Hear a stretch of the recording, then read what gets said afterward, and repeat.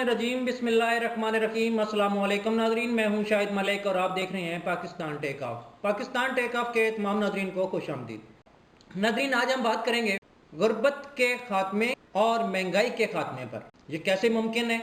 अल्लाह ताला ने हमें एक मुकम्मल ज़ाब्ता हयात दे रखा है जिसका नाम है कुरान मजीद। अगर हम कुरान मजीद की तमाम तालीमात पर मुकम्मल तौर पर अमल करते हैं तो हम ना सिर्फ अच्छे मुसलमान बनेंगे, आखिर में अल्लाह ताला के इनामात से भी नवाजे जाएंगे और इस दुनिया में भी हम किसी ना किसी का भला कर जाएंगे।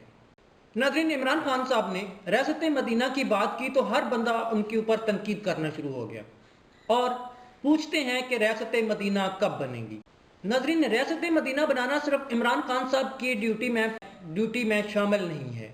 हम सब अपने तई अपने हिसाब से जिस कदर हम कोशिश कर सकते हैं रियासत मदीना बनाने की तरफ हम बढ़ सकते हैं। आज मेरी वीडियो इसी के ऊपर है। उम्मीद है कि आप आखिर तक मेरे साथ रहेंगे और चैनल को भी सब्सक्राइब कर लेंगे ताकि तमाम नोटिफिकेशन आपको बर वक्त मिलती रहे। नाज़रीन, हज़रत लुक़मान का जिक्र कुरान मजीद में दनाई की वजह से आया है, हिकमत और दनाई की वजह से। उनसे किसी ने पूछा कि आपने इतना अक्ल कहाँ से सीखा, तो उन्होंने फरमाया कि मैंने शहर के बेवकूफ़ों से। पूछने वाला हैरान परेशान रह गया कि जो खुद बेवकूफ़ थे वो आपको अक्ल कैसे दे सकते थे? तो आपने फरमाया जो वो काम गलत करते थे मैं उनको सही करता था। मुझे लगता था कि ये गलत है तो मैं उनको सही करता था और सही करते करते मुझे अक्ल भी आ गई, हिकमत भी आ गई और दनाई भी आ गई।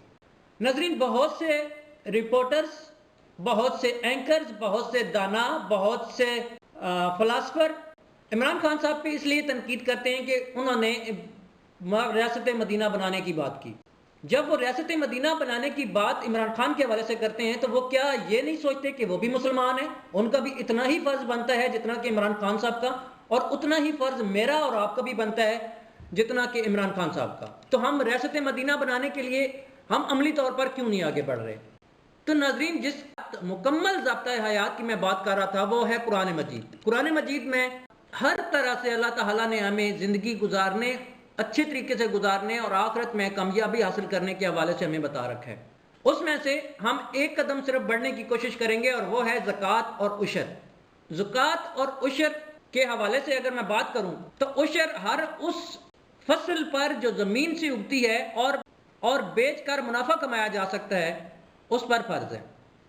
इसी तरह साल के बाद वो रकम जो आपने इस्तेमाल नहीं की और वो सोना चांदी जेवरात वगैरह जो आपने पूरे साल के लिए रख छोड़े थे उसके ऊपर ज़कात 2.5% ज़कात फ़र्ज़ है। अगर सिर्फ मसला है तो इसको जमा करने का या तकसीम करने का, तो आज मैं आपको जमा करने और तकसीम करने के तरीक़ाकार को बताने की कोशिश करूँगा। मेरे साथ आपका इत्तफाक ज़रूरी नहीं है, अगर अच्छा लगे तो शेयर कर दें। गवर्नमेंट की तरफ से उशर और ज़कात जमा करने का कोई प्रॉपर निज़ाम नहीं है। इस वजह से कुछ ज़कात और उशर देते हैं और कुछ नहीं देते, और जो देते हैं उनका भी एक अपना एक अलग निज़ाम है। 100 रुपया एक को दे दिया, 100 को एक दे दिया, 100 एक को दे दिया, और इस तरह वो तमाम 100 करके किसी एक का भी ख़ास वक्त के लिए भला नहीं हो सकता। थोड़े से वक्त के लिए तो उनको चलो मिल गया, इस बंदे की नीयत पहुँच गई, इसका ज़कात भी पहुँच गया, इसका उशर भी पहुँच गया, इसके ने अपना फ़र्ज़ अदा कर दिया। लेकिन इस उशर और इस ज़कात से किसी का मसला हल नहीं हुआ, किसी के फ़ायदा नहीं हुआ। तो नाज़रीन, हर गांव, देहात या शहर में गरीबों की अच्छी खासी तादाद मौजूद है। हम सबसे छोटी इकाई एक गांव को ले लेते हैं और उस गांव के 40 या 50 घरों पर मुश्तमिल मिसाल पर हम गौर करते हैं थोड़ा सा। अब जिस गांव को हमने सेलेक्ट किया है जिसमें 30 या 40 हद 50 घर हैं, तो उस गांव में उशर और ज़कात जमा करने के लिए एक कमेटी बनाएं। नाज़रीन, ज़रूरी नहीं है कि इस गांव के तमाम लोग गरीब होंगे।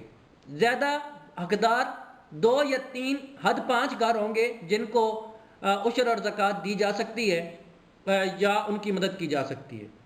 तो उस गांव का जो उशर और ज़कात है वो उसी गांव में जमा करें। उसी जमा करने के बाद उसी गांव में ही तकसीम करें, और तकसीम करें उन 4 या 5 घरों में जो कि हकदार हैं और उनकी मदद करना बनता है। तकसीम करने का तरीक़ाकार कुछ इस तरह होना चाहिए कि सपोज डैट के एक घर में 3 अफराद हैं तो दूसरे घर में 5 अफराद हैं, तो सालाना के हिसाब से उन लोगों को, जिस घर में 3 अफराद हैं, उसको सालाना के हिसाब से 3 अफराद कर फी कस के हिसाब से दिया जाए। मिसाल के तौर पे हमारे पास जो गंदम है, अगर हम 3 अफराद हैं तो हमारी 16 मन गंदम लग जाती है सालाना। 16 में बहुत ज़्यादा बता रहा हूँ, 10 मन तक जो है वो 10 से 12 मन हमारी 3 अफराद की लगती है। तो 10 से 12 मन गंदम जो आपने उशर जमा किया पूरे गांव से, उसमें से अफराद के हिसाब से आप उसे 10 से 12 मन सालाना दे दें। अब उसके गंदम का मसला तो हो गया हल। इसी तरह मिर्चें ज़मीन से उगती हैं, उसके ऊपर पर उशर वाजिब है, फ़र्ज़ है, और कोई भी फसल जो उगती है उस पर उशर देना चाहिए। और 10वां हिस्सा जब हम उसका निकालते हैं, उसको जमा करते हैं, तो उन तमाम घरों का 40-50 घरों से इकट्ठा किया गया उशर जो है उन 4 या 5 घरों का सालाना निकल आता है। रह गया ज़कात का मसला। तो ज़कात जो इकट्ठी करते हैं, आप 5 घर निकाल लें जो गरीब हैं, बाकी 45 घरों से जो ज़कात इकट्ठी होती है, उस ज़कात को जो उन 5 घरों में गरीब बच्चे हैं उनकी तालीम के ऊपर खर्च करें। मसलन आप उनकी फ़ीस अदा कर सकते हैं उसी पैसे से। अब रोज़ाना इकट्ठा करने की ज़रूरत नहीं है, रोज़ाना उसको मांगने की ज़रूरत नहीं है, बल्कि आपके पास ऑलरेडी जमा हो चुका है। आप उस जमा शुदा रकम में से ही आपने सालाना उसको देना है। तो आप उसकी सालाना फ़ीस अदा कर सकते हैं, उसको यूनिफॉर्म दे सकते हैं, उसको किताबें दे सकते हैं, उसके आने जाने का खर्च अदा कर सकते हैं, तो ये उसका भला हो जाएगा। अब दूसरी सूरत जो कि बच्चों की तालीम के बारे में, एक तो बच्चे को तालीम मिल जाएगी और वो हदीस हर मुसलमान मर्द और औरत पर तालीम हासिल करना फ़र्ज़ है, वो भी हमारी पूरी होगी, एक फ़र्ज़ भी पूरा हो गया और हमने गरीब की मदद भी कर दी और सालाना के हिसाब से उसकी गरीब की परेशानी भी ख़त्म हो गई। नाज़रीन, हमने जो जमा किया उसमें से अगर कुछ बच जाता है तो उसको बेचकर किसी एक गरीब को 1 साल में कोई रोज़गार दिया जा सकता है। अब जैसा कि पहले कुम्हार बर्तन बनाया करते थे, लोहार दरांतियाँ बनाया करते थे, इस तरह दूसरे दस्तकारी शोबे थे जो कि अब बेरोज़गार हो चुके हैं। बर्तनों की जगह प्लास्टिक ने ले ली, दरांतियाँ वगैरह बनाया करते थे, उसकी जगह इंडस्ट्री ने ले ली और वहाँ से चीज़ें लोहे की बन के आना शुरू हो गई हैं। तो इस लिहाज से वो भी बेरोज़गार हो गए। तो अब उन लोगों को भी रोज़गार दिया जा सकता है। अब मसला ये बनता है कि जो बर्तन बनाते थे या जो लोहे की चीज़ें बनाते थे उनको कारोबार क्या दिया जाए। ये पेंसिल्स हैं, इन पेंसिल्स को बनाने के लिए उनको एक छोटी सी कोई चीज़ बना के दी जा सकती है, ले के दी जा सकती है, जिससे वो पेंसिलें बनाना शुरू कर दें। ये लाइटर है, लाइटर बनाने के लिए उसको कोई ना कोई चीज़ बनाने के लिए दी जा सकती है, वो एक कमरे में जिसमें वो अपना कोई कारोबार चला सके। देखिए, चाइना के हर घर में कोई ना कोई चीज़ बनती थी, अभी बनती है।